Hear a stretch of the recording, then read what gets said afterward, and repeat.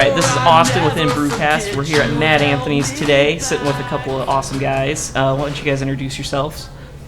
My name is Josh Bowles. I am the Director of Marketing and Design for Matt Anthony Brewing.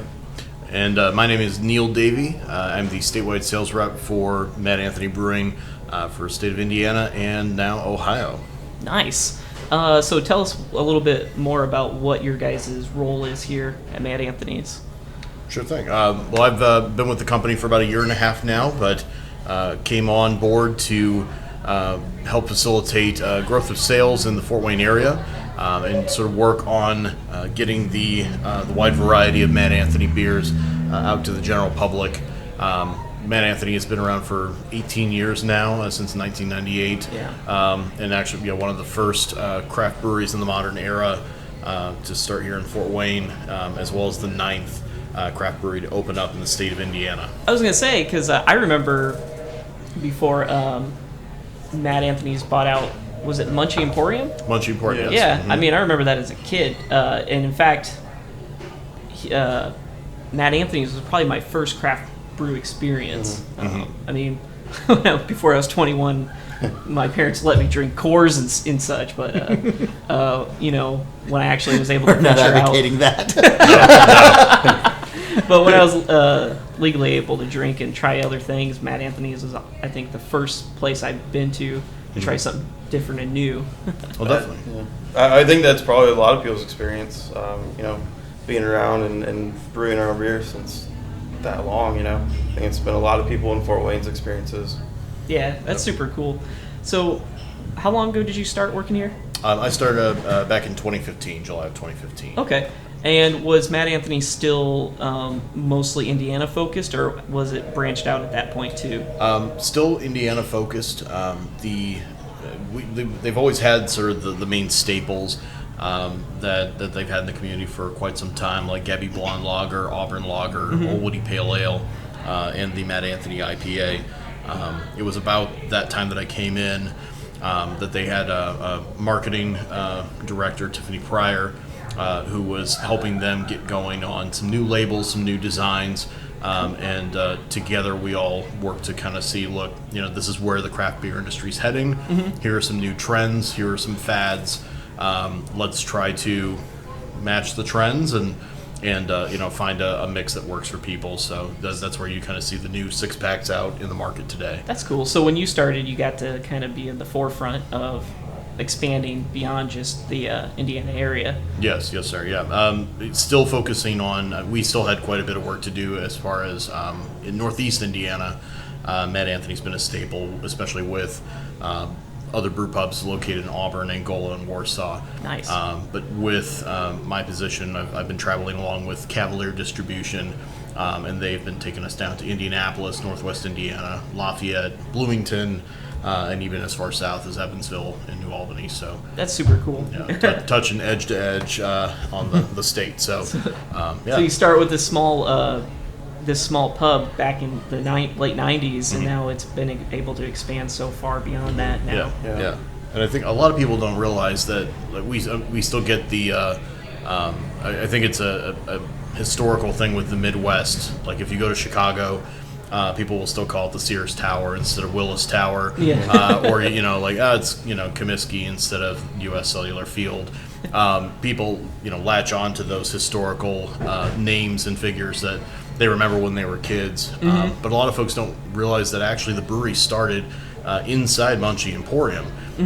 It was actually the original brew house that's still in there today. That's inside our restaurant. The one that's behind the glass windows. Yep. Yes, sir. Yeah, that was Todd Grantham and Blaine Stuckey rented out that little patch from the Munchie Emporium. That's cool. And after just about a year and a half, they were able to purchase the surrounding restaurant and turn it into Matt Anthony Brewing. And then, probably a couple of years after that, the production side was added to help maintain all the taps for all the brew pubs that they continue to expand with. And they bought out Munchie Emporium, I would say, in, was it 1998 or 1999? Yeah, just shortly after. But they actually started brewing quite a few years before that, maybe in 95 or 96. So yeah, the brewery was started in '98, and then so I think it was just right '99 or maybe 2000. When they found Jeff Niels. Yeah, so that's what I read. Yep, and then got together and started the restaurant operations. And Cool. Yeah, because I remember in 2005, we were still calling it the Munchie Emporium. Yeah, because you guys used to have live bands here, and I wasn't 21 at the time, but I was allowed to come in because I was the roadie. Right. And so I'd bring in all the equipment, and then I'd still kind of have to like stay off to the side. But I was able to come in and like watch music and stuff. And we were still calling it Munchies. I was like, what's this Munchies? It's like, it says Mad Anthony's on top. So I was like, yeah, you'll hear people saying Munchies, and then you'll also have the Mad Anthony beer there, and they're like, wait, Munchies and Mad Anthony is the same thing? It's like, yeah. Yeah. So and even in 2016, you have that history, that. Yeah. They recently have done a few upgrades, like the downstairs area, and they will be doing some upgrades here in the main bar that's cool. situation. But some little Munchie memorabilia you had to leave behind, like the Heineken Club on the ceiling. When you have a wall of fame like that, you can't paint over it, otherwise, folks will be like, I worked really hard for that. Like, so we're like, all right, so we'll leave that be. But yeah, it's been doing really, really well ever since. Yeah. So the three owners, you mentioned them, is Todd Grantham, Blaine Stuckey, and Jeff Niels, who's a restaurant guru. Okay. Are they still like involved in the process? Yep. Every day. Yeah. In fact, Todd is a head brewer, brewmaster, if you will. So oversees all the brewing that goes on with Mad Anthony Brewing. Blaine is. I lovingly say show pony, but he's the one that you will see active at festivals and promotions and helping to help with sales distribution and traveling around, getting the word out. Yeah, and promotion. And then Jeff helps to is Shigs and Pit and menu and kitchen specialist. So they all just work together and form like an awesome trio. They do, yes. Hashtag squad goals, what the kids would say. So. how does that work? Like trying to juggle two restaurants and the brewing and trying to get like production out and everything. With 5 restaurants. So with I'm sorry. Warsaw, Fort Wayne, Auburn, Angola, and then with Shigs and Pit, and I guess I meant two different because the rest of them are all called Man Anthony's, right? Yeah, and then and then Shigs and Pit, just down the street. When did you guys acquire that? That was 2012. Okay, so Really? Yeah. I thought it was like a recent thing, but it's been a few years. Yep, and that's a creation between Jeff and Todd. So they founded it? Yes. Oh, they actually found it. They didn't even buy it out. No. Interesting. That name was the name of their competition barbecue team. Huh. So they used to travel around. You see the awards in there too. Those are actual awards from competitions back in the early 2010s. And they started after winning the competitions, and that's where it is now. That's super cool.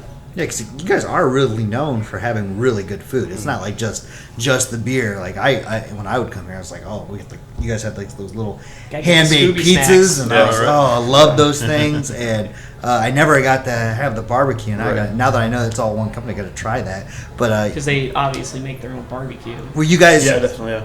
Were they at the local Rib Fest and everything, competing for those and those things? Not lately. Competitions they haven't done any competitions for a few years now, but yeah. But they did that before the restaurant, though. Right. Yeah. Yep. So they did them locally. They weren't just like anywhere. They went all over the Midwest to do them. Oh, okay. So that's awesome. Yeah, I think they said they went as far as probably Missouri and Illinois and all over the place. So yeah. But quite a few gold medal wins and and always placing. So yeah, because that's a pretty big deal here. Yeah, at our barbecue festival. So yes, indeed. But yeah, it's been really cool. In fact, we're actually this is I guess if you read the local newspaper, maybe you've read it, but not a lot of folks know about it thus far. Is the Shigs. We keep calling it Shigs 2.0, but there's going to be another Shigs location opening north on Maple Crest. So melding Mad Anthony and Shig's a little bit prime more. location right there. So more Mad Anthony beer and Shig's food, and kind of melding the two a little bit. You'll get some of those Grable people coming in, and that'll be nice. Do you guys serve your brew at Shig's? Or that's super cool because it's located off, I want to say Calhoun? Fairfield. Yep. In fact, actually, if you take Taylor Street right down this way, you'll right on the right-hand side before you get to Fairfield. So, Josh, tell us a little bit more about what you do. Okay. So yeah, I deal with social media. Any of the social media you see, Twitter, Facebook, that's all me. And then I do label design, design posters for promotional needs. I send out press releases if we have anything new. Try to get the word out. Just all that kind of marketing stuff. Try to get the word out and try to get Mad Anthony out there for everybody to see. Yeah. So when anybody @s you on Twitter, you're probably the one that first to respond. Using all that. Yeah. Yep. That's cool. That was me. I was curious, where did Mad Anthony's come from? A hole in the ground that was opened from aliens centuries ago. But if you're asking about the name, sorry, I don't know you specify the name. The actual Mad Anthony. He emerged into Fort Wayne. Wow. The genie lamp. Yes. Mad Anthony popped out. Yes.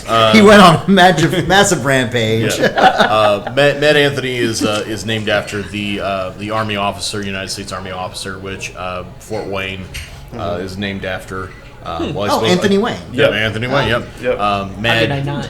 Dark. Put two and two together. There's a little dark history on that one. But at least you're not like Harry Balls and It's the spirit of Fort Wayne. It is. But yeah, when we asked the owners, they just said, they kind of came up with that name. Obviously, it has a lot of significance to the local area, but he was nicknamed Mad Anthony just because he had sort of a penchant for getting himself and his troops kind of trapped in sort of really impossible odds, and he would just be like, "Well, fix bayonets, here we go," and just sort of charging into battle. So he was like the Kirk of Fort Wayne. Yeah, basically, they'd be There's like, no such thing as losing. Yeah. Sorry, but this can get nerdy really quick. So.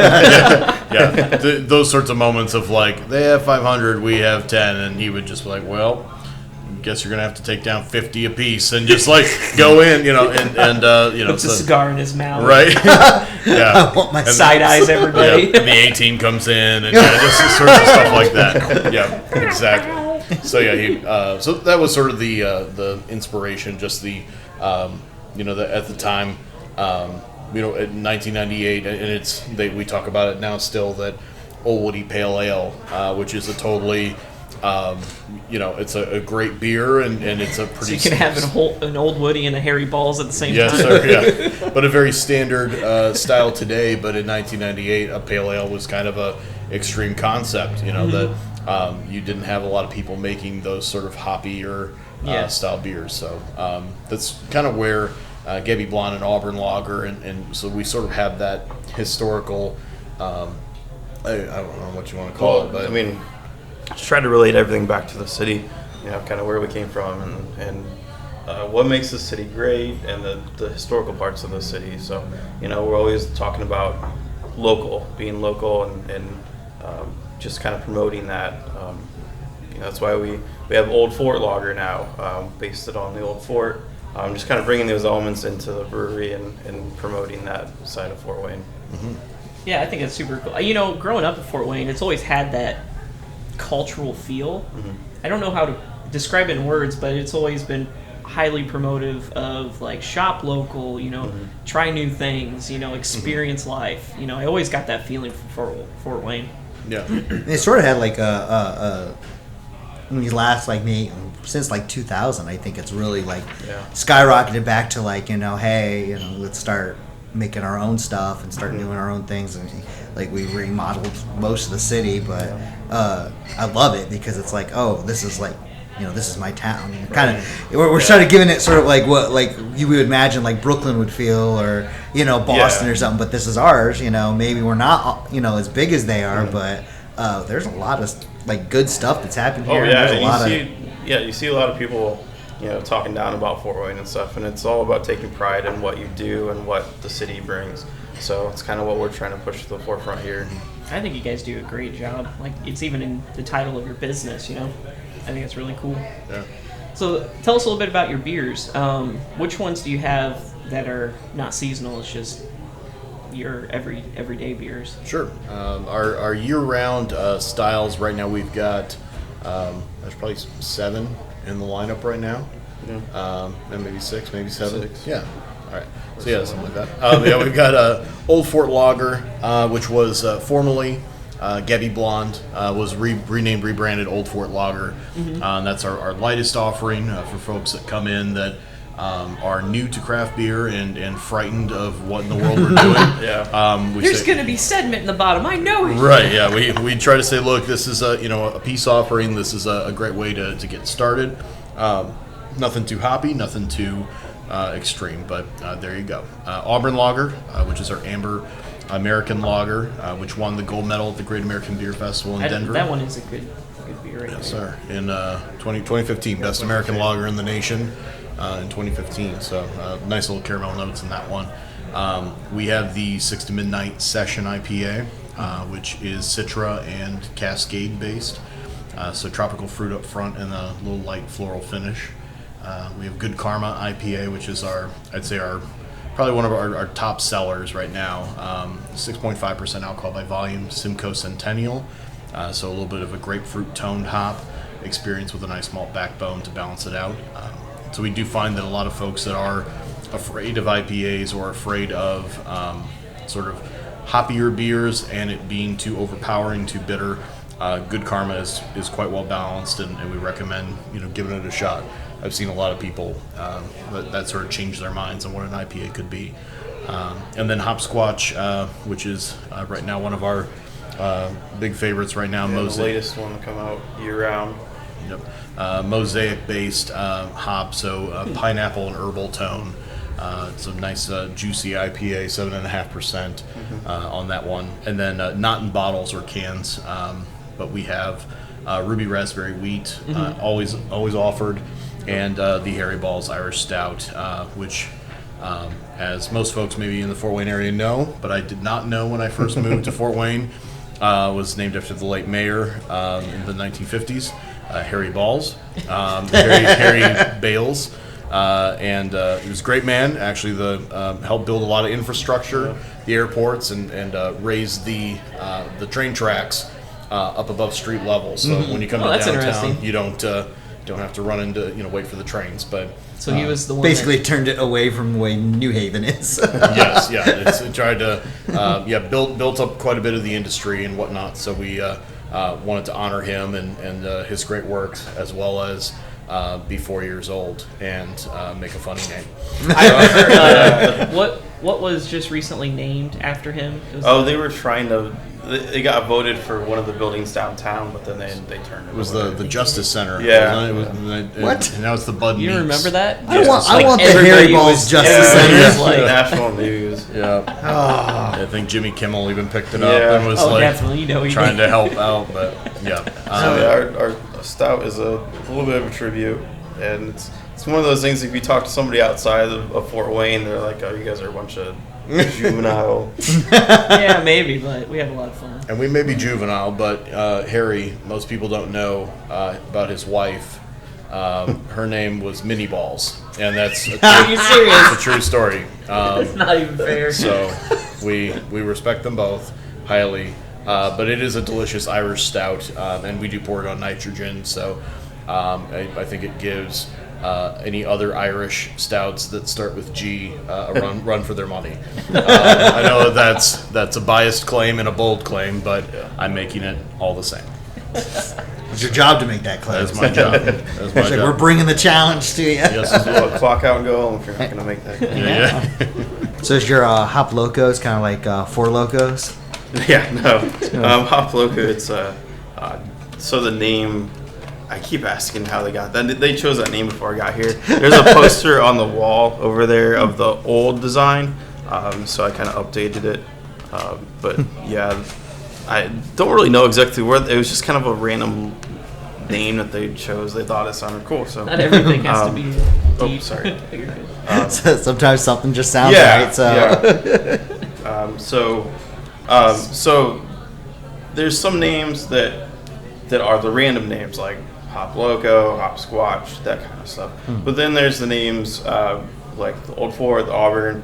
We also have another one called Blood and Bullets that is based on the beer having blood oranges and green bullet hops from New Zealand. So there's the names that actually have things derived from the making of the beer, and then there's stuff that's just kind of out there.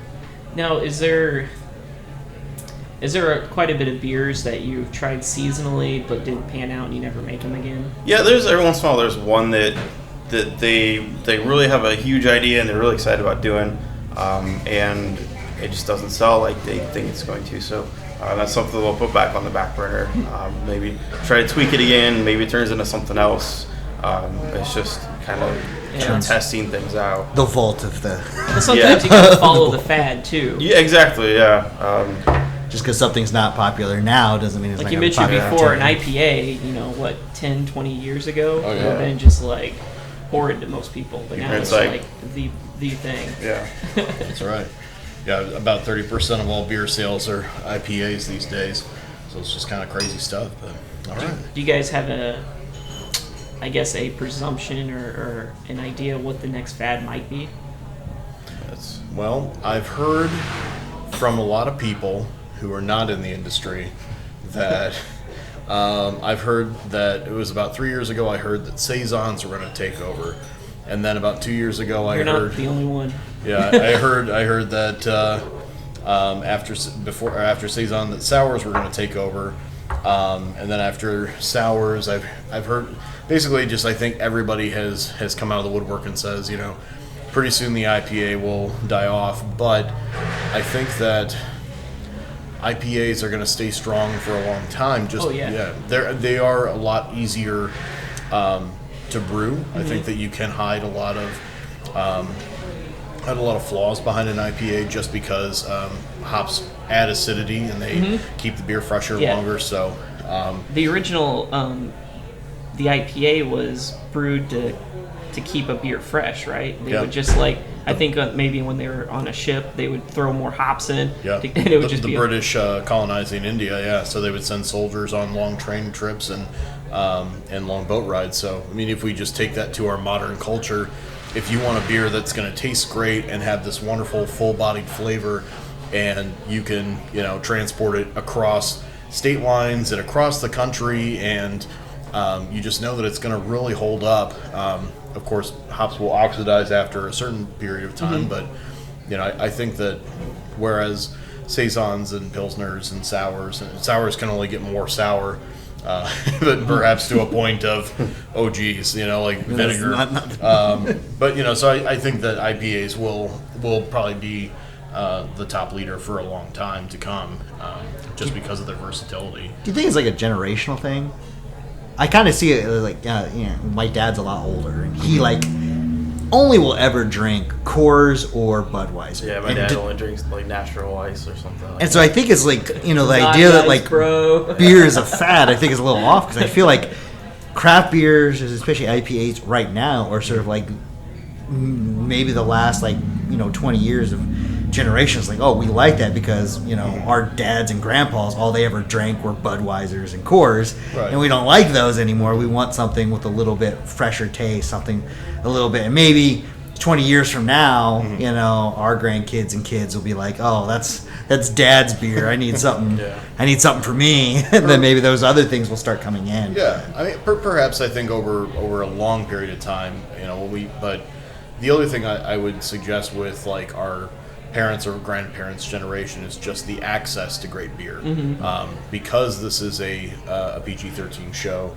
The old Monty Python joke. Why is American beer like having sex in a canoe? Because it's close to water. And that used to be the way things were, but with Prohibition pretty much devastating 2,500 craft breweries, or just breweries at that point, across the nation, and basically dwindling them down to 60.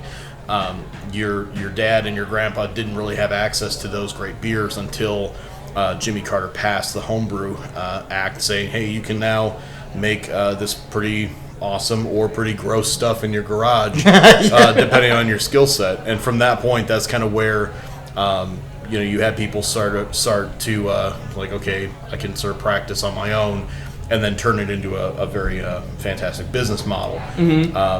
And so because of that, now you have a wide variety of choices to choose from, and so you're going to have that different segmentation of the market of styles, and people will start to learn, okay, this is what I like, this is what I dislike. So yeah, but you're absolutely right. Like, if somebody comes along and disrupts the craft beer industry as we know it, and creates, I mean, we're already creating new styles and fusions and flavor combinations of pumpkin, cappuccino, jalapeno, gingerbread. I mean, just all this kind of weird stuff that we're going beyond sort of BJCP style guidelines, and now we're taking different styles and fusing them into one. It is really quite amazing and incredible, and you can't really fathom where the line will be drawn until somebody, I think, just goes a step too far over the line and says, okay, this was too made it an abomination. Yeah, let's keep it under 10 ingredients at this point, like, to see what's happening. But yeah, our children's children will probably say, yeah, Grandpa drank an IPA, and now they'll have like vaporized beer or something. Oh yeah, vaporized. People will be vaping beers. Oh, that was a real good one. What was that? Oh. I maintain that vaping will never be a thing in the future, because otherwise, why didn't the Terminator come back from the future and smoke a vape instead of a regular cigarette? I know. Yeah. It definitely would have. I think it definitely would have taken away some hard points right there as he's vaping. Smoking e-cigs. Yeah, walking through the portal. Yeah, this is Captain Crunch flavor. It takes one little drag and just completely blocks out the camera with just a huge cloud. There was like a scene almost like that in that movie where it's like all purple and it's like real foggy. And you're like, what is going on here? So that was the fish vaping right there. Exactly. I did some work for the one of the owners for, is it Craven Vapes, a while ago, and I was asking him, like, so what are your more popular flavors? I mean, do you have like a smoky wood or a Scotch flavor? And he's just like, Captain Crunch and cotton candy. Like, it's the sweet flavors. It's all the rage. There's no. Do you have like an e-cigarette that actually tastes like a cigarette? Yeah. Or something to that nature. So I think that, speaking on that whole segment, that, I mean, not to get off topic entirely, but which we've probably already done with Terminator 2 and vaping, but we're finding that you're seeing the craft beer industry now has grown to over 4,400 craft breweries in the United States. That we're well past prohibition levels. Craft beer as a segment is growing exponentially every single year, whereas domesticated beers, Miller, Coors, and Bud, are stagnating and decreasing. And that's why you're seeing them snapping up all these sort of medium level and mid-regional That's what breweries. I've heard. Yeah. There's just conspiracy theories out the wazoo of who owns who, but is there anybody close to here that's actually bought out, or like in Northeast Indiana? Yeah. Anybody think of? I couldn't think of anybody. No, don't think so. And we hold to the Brewers Association guidelines, which you just have to be under 6 million. That was my next barrels. question. Yeah, 6 million barrels. You have to be less than. You have to be more than 75% independent, independently owned, and you have to be somewhat traditional in your ingredients. So starts with full grain recipes, hops, yeast, water. You're not using corn or rice hulls or adjuncts like that to increase the alcohol content, but to really sort of cheapen the product as you would get with Miller, Coors, and Bud. Interesting products. So. Now, I did have a question talking about that. 4,400 breweries and all that going on. So both of you guys are in marketing. How are you guys getting into getting people to really notice your beers? I mean, here it's fairly easy because you guys are well known, but you are branching out now further and further. What are some of the things that you guys are trying to do to get people's attention?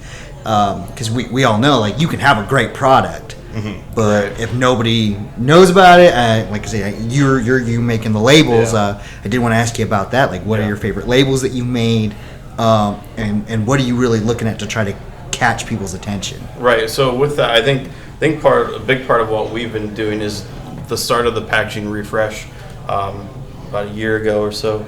I think a lot of that was based towards the future and trying to get bolder colors, getting bigger images, getting fancier labels, the cans, all that stuff, just to kind of get those designs, get those beers out. Because if you're walking through a liquor store, you see just the giant aisles of beer, and then you see the label's the first thing you see, and that makes you pick it up. So I think with what we've done in the past year is give these new labels some brighter colors and different things to. And that's kind of a newer thing. I mean, with this generation, bright colors and very curvy. You know, what's the word I'm looking for? A lot like this. You see that in advertising with not just this, but a lot of different things. Yeah, the more illustrative or cartoonish. Yeah, they get, I guess, more bold design choices. I guess, and it's kind of stepping outside of what other people are doing. And just trying to get yourself to be more distinct. Yeah, because back when I worked in liquor sales, I remember Mad Anthony's was basically, you had like 4 colors. You were in like the woods, I guess, was the picture, same and that was it. Different shades of colors. Yeah, right. Yeah, the same stainless steel brewery backdrop on the label, and orange for IPA, yellow for Gabby Blonde. But here, the thing was about that was like the Gabby Blonde was bright yellow, and I don't remember like any. The reason why I recognized Mad Anthony's when I would see it in the shelves was because they had some of the bright yellow, had the red, and like a burgundy-ish or one, but. That was kind of a standard for not just you, but there was quite a few other ones where it was like a brewery in the background, or like maybe some snow or something. But your guys stuck out because it had like yellow and stuff on it. Yeah. While theirs was like generally brown and red. It was much more what they stood with. I guess when we start thinking of new labels and stuff, we think of the beer as its own thing, rather than we want it to fit in with the rest of our beer, but we also want it to be its own distinct design. We want it to have its own character. So looking at you see that with like 6 to Midnight and the Hopscotch. Yeah. It's like this 6 to Midnight looks very urban. Yeah. And the Hopscotch is it's a funner one, yeah. Yeah, yeah, definitely. And we tried to skew more towards the fun end of things with some of it. You can't take yourself too seriously. Yeah, it's kind of what I've always seen with craft beers. It's like, when you got the big boys like Bud Light, Budweiser, Dos Equis and all them. They're very standard, even like Gooseland and stuff. But like, it was always like, these are the bad boys of.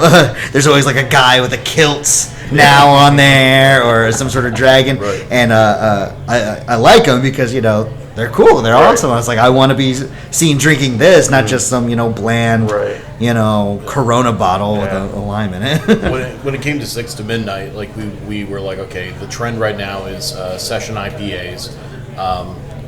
Probably about 5 years ago, the sort of extreme, beers and things that were like 9 and 10 and 11%, like you saw a lot of people pumping that stuff out. But as far as the craft beer consumer trying to bring it back, and as people were getting more educated with what they wanted to drink, we were like, okay, session IPAs are the new trend, and we want to follow that trend.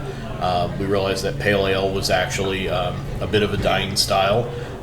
Looking at industry standards and looking at other of the bigger guys, bigger craft brewers that were sort of dropping that off their shelves. So we sort of took a look at that and we said, okay, Old Woody Pale Ale has been a standard for us for a long time.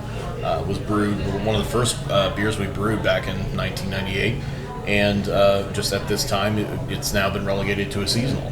Not that it's a bad beer, not that it won't ever come back, but just to have it permanently year-round as a bottle didn't make sense anymore. So when it came to the session IPA, we did a lot of market research, and we saw New Belgium and Samuel Adams and of course Founders All Day IPAs. This is probably the biggest one in this Midwestern region, and we really noticed a theme that every session IPA goes for staycation and unwind chillax and all day and easy jazz listening 95.5 and it was all that kind of feel to it. And we were like, the whole point of having a session IPA is that you can go to a concert, you can go to a brewery, and you can have quite a few of them and still be not belligerent. So we were actually like 6 to midnight. Tiffany kind of got the idea from like In Living Color, sort of a feel to it. Oh, that's what it is. Yeah, I was trying to think what the label kind of reminded me. In Living Color, But just a little bit more fun, a little bit more vibrant, and that's sort of been the joke, that some IPAs you can drink all day, but we got to work, so we go from 6 to midnight, like that, and it's also another little That's inside clever. joke there too, going from 6 to midnight. That works on a lot of levels, and when you finally get it, it's like, this is my. I think that's my favorite. I would actually want to drink that more, after I get off work, and then. And it even says on the party hard on the can, like just like instead of like take a seat in your Adirondack chair on a cool lake, and it's not like that. It's like, come on, I'm gonna go out tonight, I'm gonna party, I'm gonna have a great time, and so that's the beer to go. It's not about drinking one beer and getting destroyed. It's about drinking a good beer and having fun. Yeah, making memories instead of drinking to forget. Yeah, exactly. Yeah, it was like if you want to do that, you might as well just go and buy a fifth of vodka. But like if you want to just sit back and relax with some friends, and just have a good night, that would be just a couple beers and there you go, you're fine. Yeah, and those other themes for the sessions, they just spoke to me as like. Yeah, my stock portfolio is really sort of bumming me out. I gotta go fishing, and so it just didn't seem, like the Fort Wayne spirit, So, but that's sort of your beers are like your family. You just need a well-rounded team, Exactly. Sometimes you have a crazy uncle, but other times you have your dad who's boring. And I guess what I was thinking back to the styles and stuff, I think we're in the position that we have. These awesome year-round beers. We've got our lighter stuff. We've got the Old Fort. We've got Auburn, and that stuff allows us to go and do the crazier stuff that the other breweries might be doing as their normal beers. Mm-hmm. But we're able to keep our normal awesome beers that are year-round, and then work on other stuff on the side that we're experimenting with stuff back in the small brewery over here that may only get put on at the pubs and stuff. But it's allowed the brewers to have a bit of freedom with what they do, and just that's cool. Some different stuff out there. Yeah, because that kind of you need your day to day. You need that your solid sellers, your solid ones that kind of pan to the masses, but then as a creative side and as a brewing company that wants to keep trying to innovate, you got to be able to try. So that works out really good for you guys. Yes, sir. So we have a flight here to try. Are these just ones on draft or? This is our entire year-round special. Awesome. And all these you can find in the liquor stores, and you can find bottled. Yes, I would say everything in that lineup except for Ruby Raspberry. Yeah, Ruby Raspberry. Okay. Ruby Raspberry and the Harry Balls Irish Stout, since we poured that on nitro. Okay. What does that mean? That means you use nitrogen? Oh, yeah, nitrogenated gas instead of... so it's a nitro CO2 mixed gas. CO2... Everything's poured on CO2. Mm-hmm. That gets rid of the sediment and such, and you're able to keep that carbonation, right? Usually, once it gets kegged, like we don't... usually with our brewing process, and when we go for the tour, we'll go through that. Yeah. But, we don't really have a lot of sediment issues, but the CO2 will... keep the oxygen away from the beer, so it keeps it from oxidizing, keeps it from spoiling, and so that CO2 is always a safer way to push the beer. CO2 does have a little bit of a larger bubble than nitro. Nitro actually has a tighter sort of foam to it, and that sort of lends a creamier texture to it. So with stouts, Irish stouts, or darker, maltier styles, nitro is always a fun thing to play around with. That's really interesting. That's why I love doing this podcast too, is because I have a basic knowledge in brewing, but man, learning this the details and the science, man, that's what I like. Yeah, man. Yeah. So this first one is the Old Fort Lager. Okay. Yes, sir. Yeah, and that's our blonde lager. Won the gold medal at the what is it? That's the state fair, the Brewers Cup in Indianapolis last year. Yeah, that's a really good one. It's or this year rather. It's like a refreshing one. It's something I would. This is like real smooth. Yes, sir. Yeah. That's like something after mowing the lawn or something. Yeah. I want to. And with all of our All of our that's just some restaurant ambiance. Yeah. There you go. Hey, get the fries. Yeah. Where are my fries? The way that we do our lagers is that we actually, once they finish the fermentation process, we let them actually naturally carbonate for just an extra day. And that when we go over to the bright tank to force carbonate the beer under CO2 pressure, it sort of lends that sort of silky head. Nice lacing on the glass when it comes to the lager. So just something that the brewers have picked up over 18 years of experience and just being sort of the old dogs in town. The lagers have always been a strong point for us, and so now we're rocking it with IPAs and everything else. But you need that solid foundation too. Yeah, yes, sir. And then the Auburn lager. So this I've had this one before, and this has always been my favorite ever since I've been here for the first time. Oh, nice. Yeah, nice little caramel tone to the malt bill. Santium hops, so just light, crisp. This is definitely real, the crispiness to it. Yeah. I'm not gonna finish it. I wasn't gonna finish all of them. Yeah, that's our. I'll let you finish them.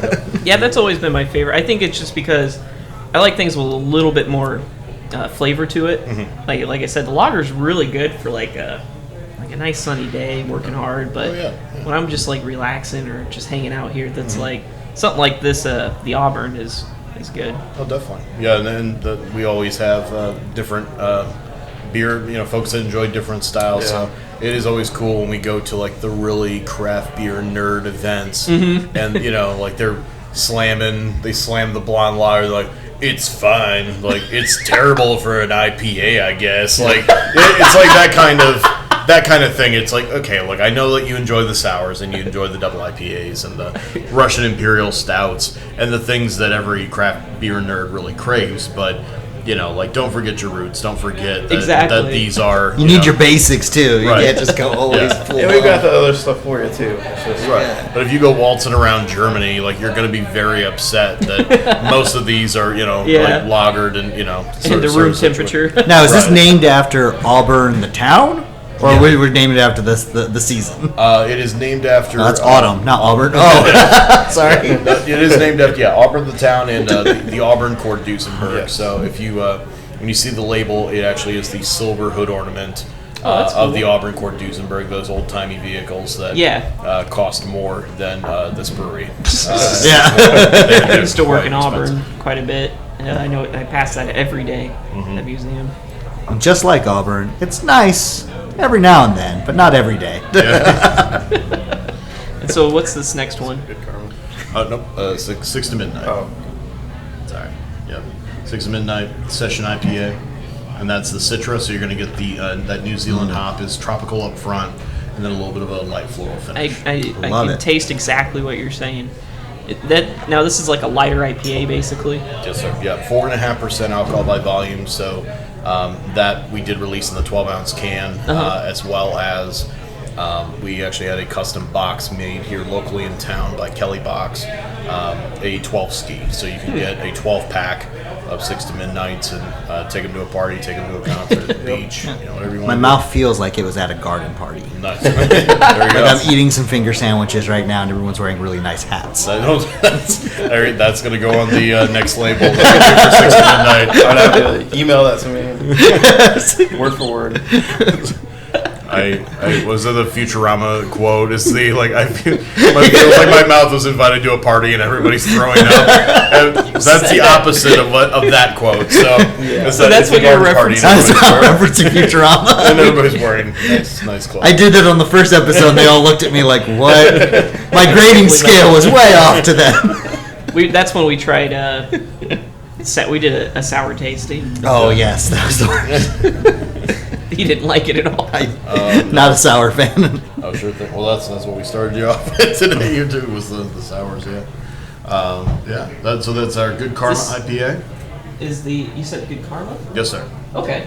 Yep, Good Karma IPA. So that's a 6.5er. Simcoe Centennial, so a little bit more of a grapefruit toned. Yeah, so it's just a little bit more stronger than the 6 to midnight. Yes, sir. Yeah, different malt bill, a little bit stronger on the malt bill. higher strength as well as different hop profile as well. I like that because I do like a strong IPA, but I like it like I like a fudge dark chocolate mousse. I mean, I like that much of it, and I'm fine for the rest of the night because it's just really rich to me. Oh, sure thing. But that one seems like a perfect balance to me. Yeah. Like I could drink a 16 of that pretty easily. There you go. Yeah. Try not to, like we said before, you're really well balanced. Not trying to, go too heavy with the piney or the very woody flavored hops. Sort of like Cascade can go a little too much, and folks get turned off. But, this is the Ruby Raspberry. This is the one that isn't. That you can't just go get. Right. Yep. Draft only at this point. So this it's the fruity one. Yep, pureed Oregon raspberries. Do you like this one to go? Natural raspberries, so not too tart, not too sweet. I would do like this one a lot. It's another great intro beer for a lot of people that don't know what we have here. So that would be like my dirty secret. It's like I do really like that one, but I'm not going to admit it. Oh, you can always admit it. You can, I don't know. I think this one would be a fun one to bring if you're trying to talk to girls. Like, oh, I've got like this ruby red. You want to try some? No. Hey. Hold on. I'm not dissing it all. I'm actually saying it's perfect in that sense. I have this on the beer. I know, but no, I'm not saying it's a diss on the beer, but just that we hashtag feminism here. That we've got, and as a man, I am duly qualified to talk about this. I'm just kidding. Don't hit me. My wife's gonna hit me. You can email all complaints do not to Josh Voles. But the hate mail. Email rescinded. Email rescinded. Those indie brew girls are gonna. But what we always talk about at brew festivals is that. And I get men and women that say like, "Oh, that's really great beer for women," or "That's a really great beer for men." And I'm like, "Well, hey, we brewed it for everybody. Like, I mean, if your cat enjoys it, please, we want it to be for everybody." So like, if I have somebody who says like, "I really enjoy that style," I don't like to put the labels on it. I don't want to say like, well, look, anything that's fruit flavored is for women or not for women because we've got a jalapeno honey cream ale that comes out in the summertime, and my wife will have about 3 of those in one evening. So like that sounds amazing. And there are a lot of guys here that I know would be like, I cannot, I don't know how, like So when it comes to all the brewing industry groups, like we always just say, look, we're here we want to get the brew guys, the brew nerds into the lagers. We want to get the guys into the raspberry wheat. We want to get the women into the Scotch ales and all the crazy in stuff. all honesty, though, like something like that would be really good with like a cheesecake or something. You know what I mean? It's a good dessert drink, period. Oh, of course, yeah. I mean, you can like steak, but you can like ice cream too. Exactly. Sure thing. Then I'm going to rescind what I said and said this is a great beer if you're going to have somebody that doesn't like beer around. There you go. Sounds I don't good. know if you just made it worse. Well, no. What are you going to say? Women don't like I beer? think it was what he said perfectly. This is a great like starter set. Like, hey, why don't you try this? And then you can kind of get them in slowly, and then eventually they're gonna like all of it because they do kind of work each other very well. Yeah, that's very true. I have It's a gateway. I do have a lot of. It's a gateway beer. But going to Ball State, my wife and I went to, which was my wife at the time. She was a girlfriend, but she was. We would go to the Herat all the time. And she at the time was like, I really don't like beer. I'm not a beer person. And I said, well, try this. And it was Lindemann's Lambic, the Frambois. Yeah. So it's like, okay, nice little raspberry tartness, kind of fun little yeast thing going on. She's like, well, that's not a beer. I'm like, actually, it is. Like, and that's sort of like, it sort of opens up people's mind into like, oh, I just thought it was Miller Lite. I thought it was just this, So to say, yeah, we can put raspberries in a wheat ale, and it's totally cool. So yeah, it's a lot of fun on that one. And then the final one on the board here is the Hop Squatch. Okay. Yeah, and this is year round. Yes, sir. Yes. Yeah. You might need 2 little sips to maybe get out the raspberry, I'm sure, but this is the mosaic-based New Zealand hop. So pineapple herbal tones. to that one. Yeah, so it's a lot stronger. Yep, 7.5% alcohol by volume on that one. It has a great initial taste. You really get that pineapple in there, and I feel like I'm drinking a pineapple juice. Yeah, yeah, and it's all that hop. That brings that to that table. So it's kind of a fun one. But yeah, that's been a really popular one around here. This one is really good, in a small amount for myself though. But I do like that one too. I believe we launched that back in October. We started in November 2015. Yeah. And year round. Yeah, November to February we tried it out, and we ran out of it really quickly. The very first batch. Oh, it's really good. I can see why. Yeah, I tell you what, drinking that makes me want to have a pulled pork sandwich. Nice. Just letting you know. Yeah. Like, I think of that. I'm really hungry. On the street after this. And Well, I know. I was kind of thinking. I was like, oh, they got a barbecue. Guys, this makes me really hungry for some. some shigs and pigs. Yeah. I don't know why. I just feel like, oh man, that would just taste really good with a pulled pork sandwich and barbecue. Oh.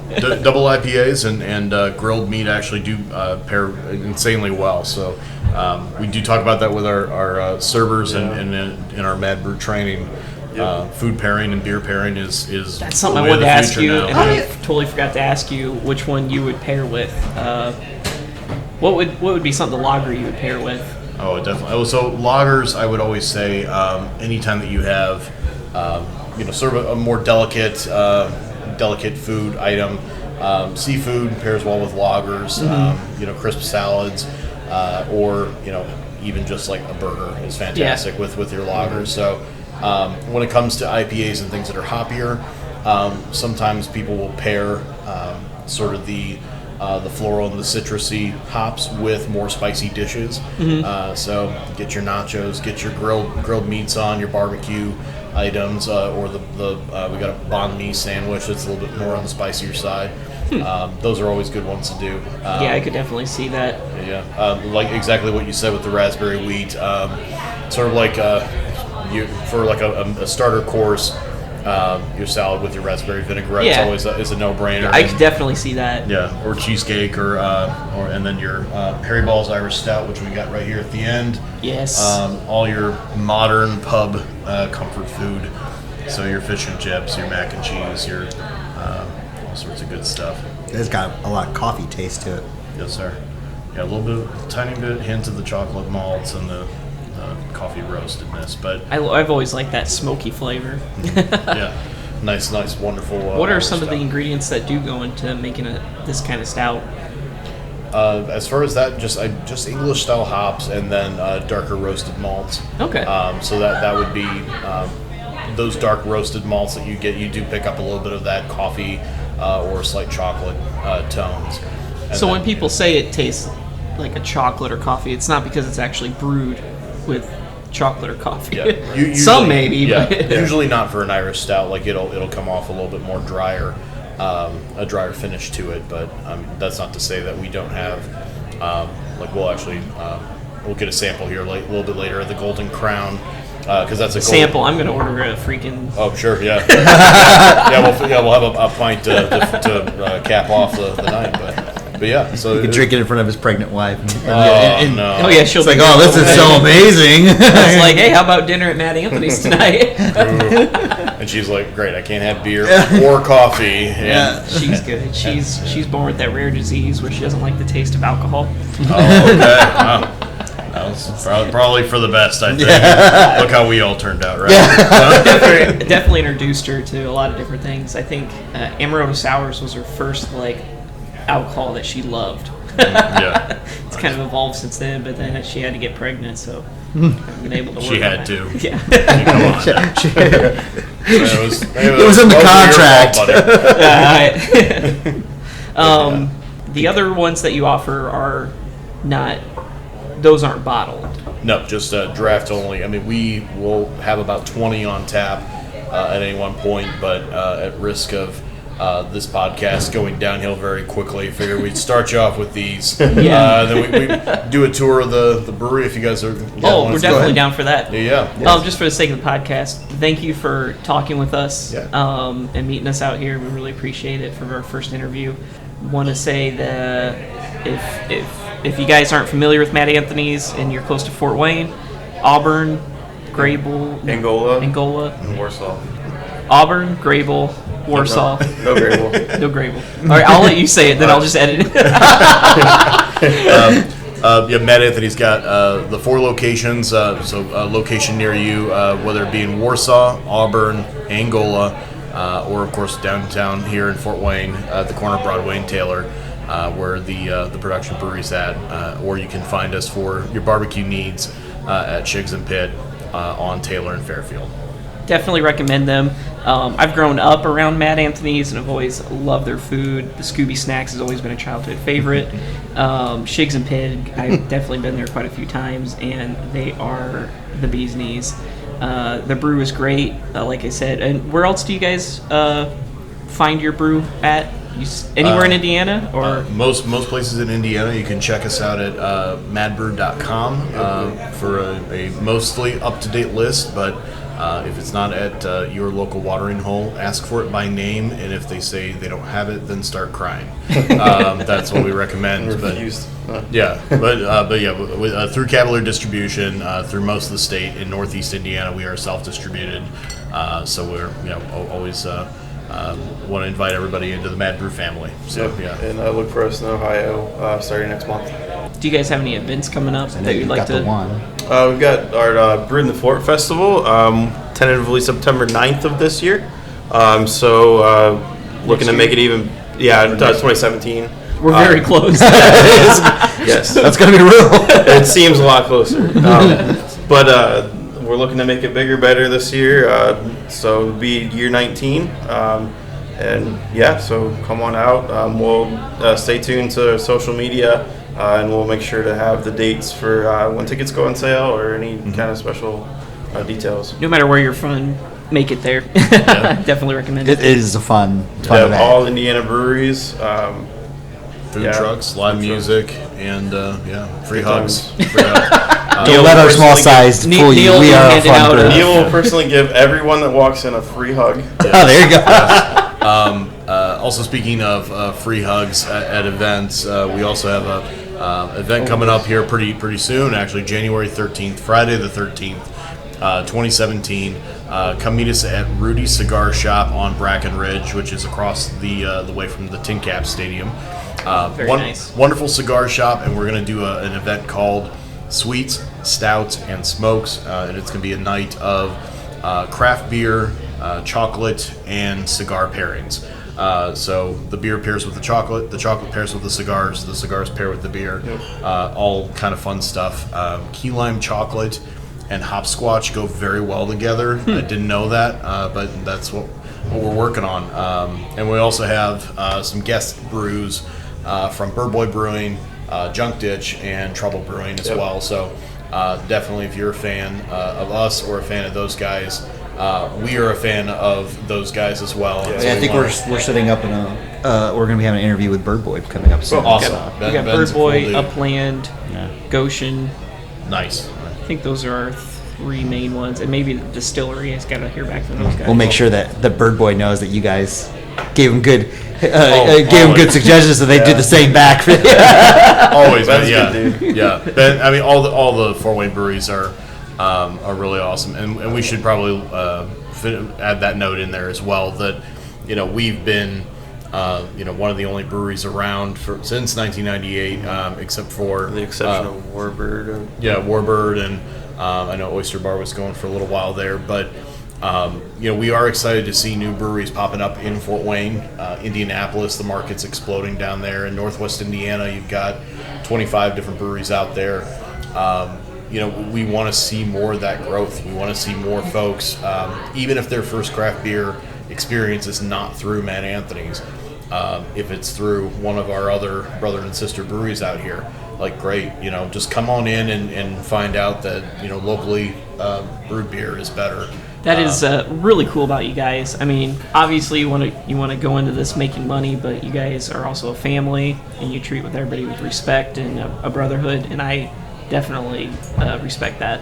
I know I'll always remember this email that I got when we were setting up this past festival about someone saying that they enjoyed that we had a co-opetition with the other breweries in the that. state.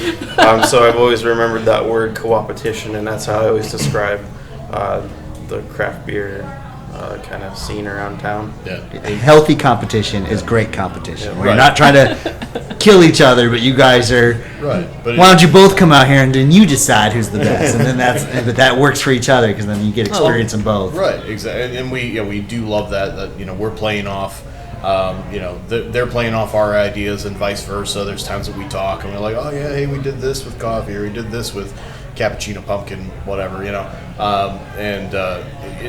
works out well because I think we're going to start getting more folks that are like, hey, why don't we just head up to Fort Wayne for the day and we can hit 5, 6, 7 breweries, and then spend the night at the Hilton or the Courtyard downtown, and then go catch a ball game at the Tin Caps, and then go to the Cinema Center, and then go to DeBrands and eat chocolate, and then we'll be dead. We'll be dead, and life will be over, but we'll have be the greatest lived well. weekend.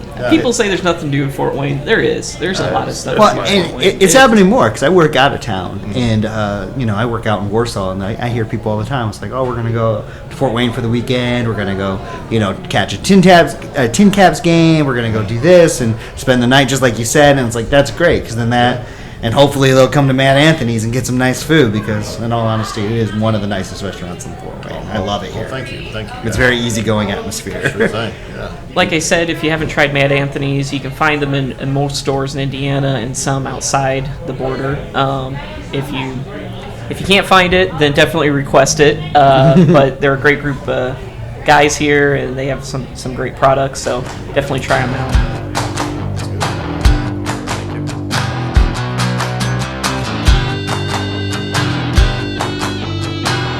Hey everyone, hope you really had a good time sticking around and listening to this interview with Mad Anthony's. It was our first interview.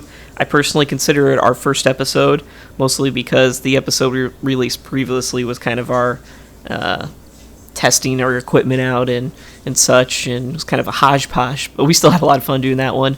I kind of wanted to stick with that theme, doing maybe testing some breweries that are outside of Indiana and kind of talking about them.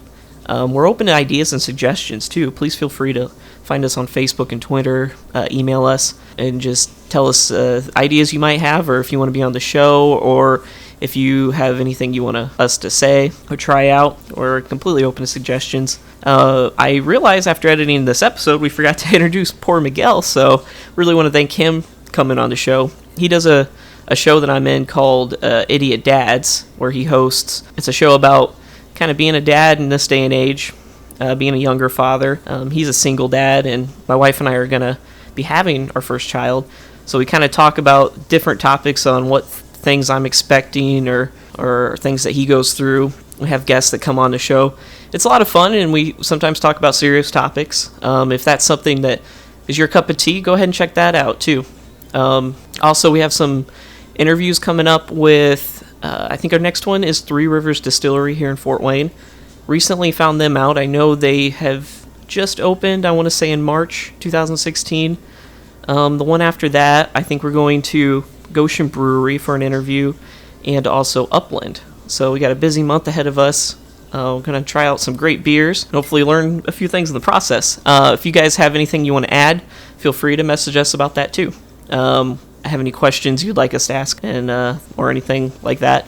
Other than that, I know this is a busy weekend for everybody. Really hope you guys stay safe out there, and remember to always drink responsibly. I'm your host, Austin, and cheers, everyone.